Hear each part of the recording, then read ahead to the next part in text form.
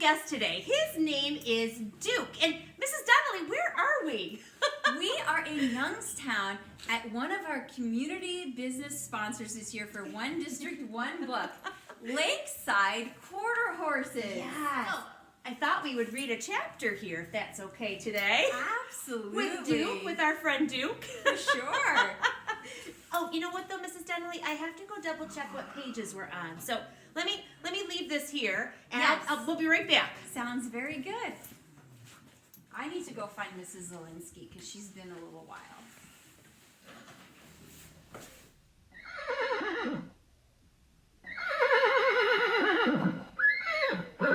I thought they'd never leave. I have loved reading along in the last of the really great Wang Doodles. I'm reading this chapter myself. I know we're on page 102.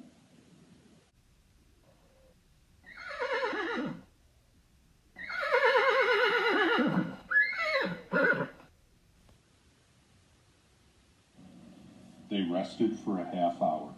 The professor was weary, though he tried hard not to show it. He talked about the swamp gaboons. I hope you realize what a valuable lesson you all learned just now, Tom said. You mean about turning the other cheek? Yes, that's part of it. There will be many times in your lives, at school, and more importantly when you are grown up, when people will distract or divert you from what needs to be done. You may even welcome the distraction. But if you use it as an excuse for not doing what you're supposed to do, you can blame no one but yourself.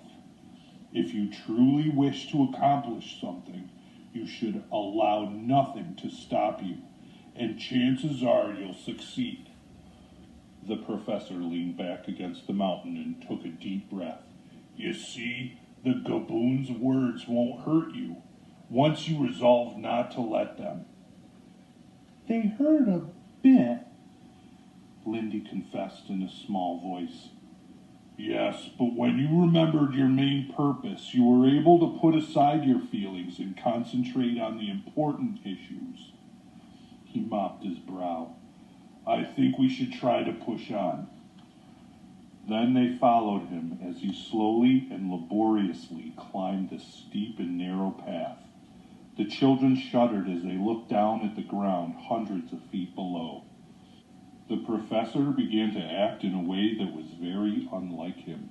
He paused frequently, sometimes shielding his eyes and gazing into the distance. Occasionally, he mumbled to himself. Once, he said quite clearly, I must remember to pack my red socks. The children could only think that the whole incredible search for the Wangdoodle had become too great a strain on their good friend. They clustered around him lovingly in an attempt to encourage him. Ben said, Look, Professor, how near we are to the castle. They could see now that the pure, transparent crystal was buttressed by huge pillars of milk-white glass. The turrets were like creamy frosting on top of a birthday cake and seemed to be reaching to touch the red sky. Higher and higher they climbed, the altitude that made them all short of breath, and the professor gasped and moved more slowly with every step. Suddenly he stopped and leaned against a rock. He shut his eyes. My dears, he said in a tired voice, I do not think I can go any farther. You must go on without me. They all spoke at once. But that's impossible, Professor. We'll never make it without you. We're so close. If you could try just one step at a time. He raised his hand wearily. No. You don't understand. But they wouldn't understand. We'll help you, Professor. We'll wait for you. Tom said, Lean on me, sir. Put your whole weight on me. I can take it. Ben ran ahead to a bend in the road. When he turned the corner, he was so staggered by what he saw that for a moment he could not move. Then he raced back to the professor. Sir, you just have to go on, he cried. We're there. We're actually there. We found the bridge. It's around the corner. All we have to do is cross over it to reach the palace. Come see for yourself. Come on, Professor, you can do it. You can. The children were wild with excitement. Their sheer enthusiasm carried the professor forward. With triumph in his voice, Ben said, "There! You see? The bridge! We've made it!" The children gazed with awe at the sight before them, and they were all close to tears. Again, the ground fell away with a tremendous chasm, thousands of feet deep, and far below was a thundering waterfall, so huge that the sound of it echoed back to the top of the mountain. Spanning the abyss was the bridge. It was incredibly beautiful, like an inverted silken rainbow swaying gently in the cool breeze. At the far end of it, 2 bronze doors were set into a colossal archway. They were open, and beyond them was the Wangdoodle's palace. Ben turned to the professor. "We've done it, Professor! Aren't you proud? Aren't you thrilled?" The professor did not answer.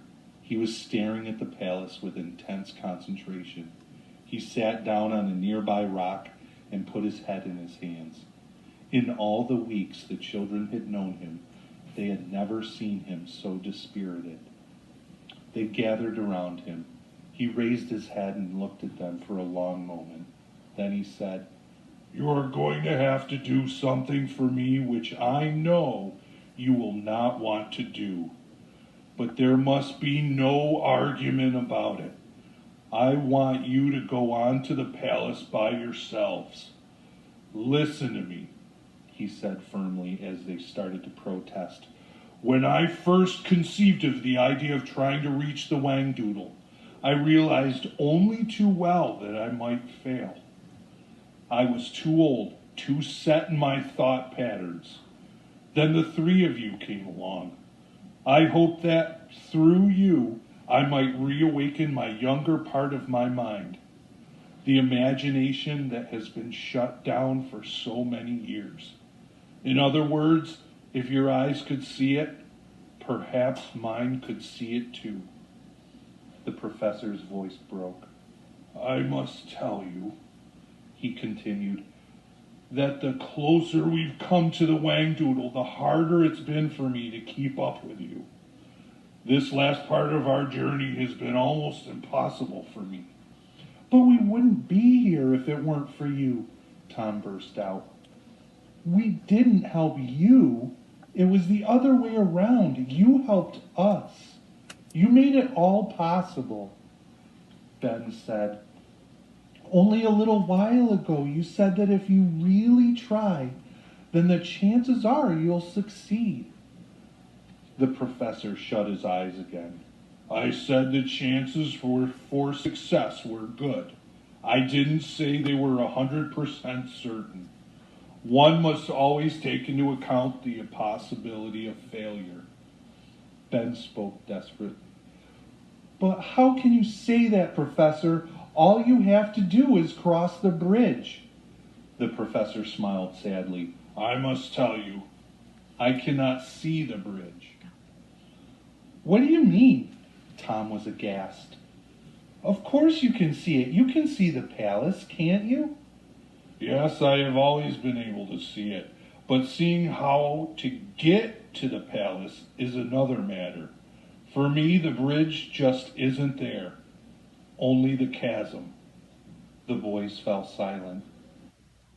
Lindy said in a choked voice, "You should have had a scrappy cap." She burst into tears and rushed into his arms. "I didn't think that all this would happen," she sobbed. "I just can't bear to think of you not going with us. It's too sad." "Are you sure you've tried hard enough?" asked Tom. "You must believe me, Tom. I've tried as hard as I can. You know how much I want to see the Wangdoodle. This is simply one of those times in life when, in spite of every effort, one fails. But you mustn't feel sad, because I don't. Without you, I wouldn't have been able to get this far.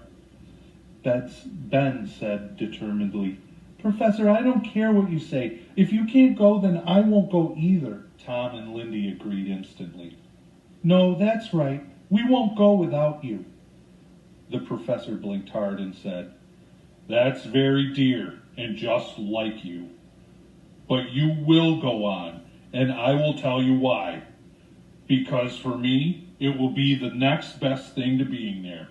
I will wait here for you. I shall be perfectly all right. When you have seen the Whangdoodle, you will come back and tell me all about him, every single wonderful detail. Now be off with you. I don't want to see your faces again until you bring me news of the Whangdoodle. By the way, send him my fondest regards. Tom said sharply, Look at the wiffle bird. What's the matter with her? She had been sitting quietly on the silk-supporting rope of the bridge. Now she was strutting up and down stiffly, as if hypnotized. What on earth? The professor rose frantically, looked up, and recoiled in horror. Look out! He shouted. The sky became suddenly dark. The children had a glimpse of a monstrous head with a huge, sharp, pointed beak coming straight toward them. It was the Gysacutus. Too late, the wiffle bird flew in the air. Startled out of her trance, she screamed, Mayday! The children flung themselves clear of the slashing talons. The professor bellowed in dismay. No, he cried. No, no, no! You shall not do this! In desperation, he found strength. As the Gysacutus banked around for another attack, he took a firm grip on his umbrella. When the huge bird flew past him, he swiped at it with all his might, giving it a resounding thwack and sending it catering off course. He yelled to the children, Run! Run to the palace! What about you? Ben cried, horrified. I shall be all right, I promise. Now go on. The children ran towards the bridge. The professor jumped up and down and waved his arms wildly. Come on, you devil, he called out to the giant bird. Let's see what you're made of, you big, dumb, pea-brained bully. The Gysacutus was diverted by the noisy dancing figure. It swooped down for another attack as the children clattered onto the slats of the bridge. The professor put his back to the rock and, using his umbrella as a sword, he fought the monster with his last ounce of his strength. The Gysacutus screamed with outrage. One giant claw reached out for the tired and desperate man. It picked him up as though he were a rag doll and dashed him against the rock. The professor fell to the ground in an unconscious heap. The children were running so hard for the palace, they did not see what was happening behind them. Ben was in front with Lindy. Tom was close behind, and the wiffle bird just above his head. The children were running so hard for the palace, they did not see what was happening behind them. Ben was in front with Lindy. Tom was close behind, and the wiffle bird just above his head. They had not realized that the bridge was so long. Their frantic chase made it sway dreadfully, and Lindy gasped as she glimpsed the boiling, foaming river thousands of feet below. Ben, don't go so fast, she cried. Her foot slipped between the slats, and she crashed to her knees, crying out in pain. Ben turned to help her and suddenly screamed with fear, Look out, Tom! The Gysacutus was only inches away from Tom. There was a rushing wind that moved the bridge violently from side to side. Ben and Lindy clung desperately to the guide ropes. Tom felt two sharp claws hook into the shoulders of his jacket, and he was lifted high out over the chasm. The wiffle bird went berserk. With a shriek, She rocketed toward the Gysacadus, aiming straight for its eyes. Her brilliant feathers momentarily blinded the monster, and it flapped desperately back over the bridge. Ben scrambled to his feet and flung his arms around Tom's legs just as he passed overhead. The Gysacadus pulled, and Ben hung on with all his might. The wiffle bird attacked again and again. Sick with fear, Lindy managed to cry, "Undo your jacket, Tom! Get out of it!" Tom heard her. He plucked at the buttons of his coat and raised his arms. He slid out of the sleeves and crashed onto the bridge just as the wiffle bird screamed, "Run for your life!" She flew at the Gysacadus again. The children picked themselves up and raced the last 100 yards to the huge burnished gates. Then a terrible thing happened. The confused Gysacadus was trying to rid herself of Tom's jacket. The giant wings were thrashing, and the wiffle bird was helplessly caught up in the whirlwind. She received a mighty blow that knocked her to the bridge, where she lay horribly still. Tom gave an agonized cry and raced back to her side. "It's all right, wiffle bird. I'm here. I've got you. It's all right." He picked her up gently. Ben was yelling, "Tom, come on!" Tom looked up and saw that the Gysacadus was coming at him once again. He began to run. It was a desperate race, the three children stumbling off the swaying bridge and under the tall archway, with the Gysacadus only a few feet behind them. "The doors! Close the doors!" Ben flung himself against one side, and Lindy and Tom pushed hard against the other. With a mighty clang, the great bronze portals closed, and the enraged Gysacadus slammed into them. The earth trembled, but the doors held. The children leaned against the cool metal, fighting to regain their breath. When they had recovered sufficiently to turn around and see where they were, they received yet another shock. Standing in front of them was the Proc.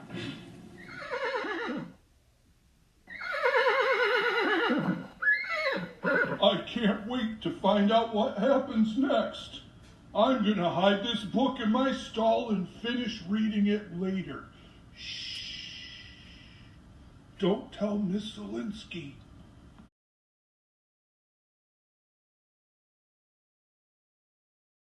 Okay, I'm back. I'm so sorry about that.